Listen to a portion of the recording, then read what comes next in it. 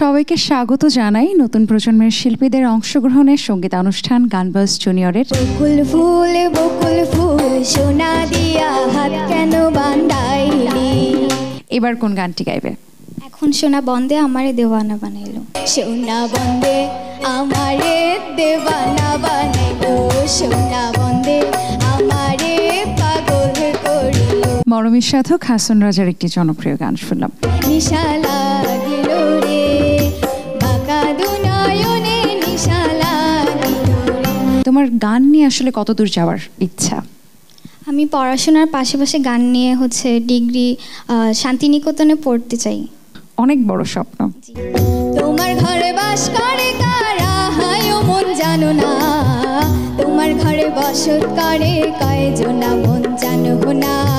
কে বানাইলো রে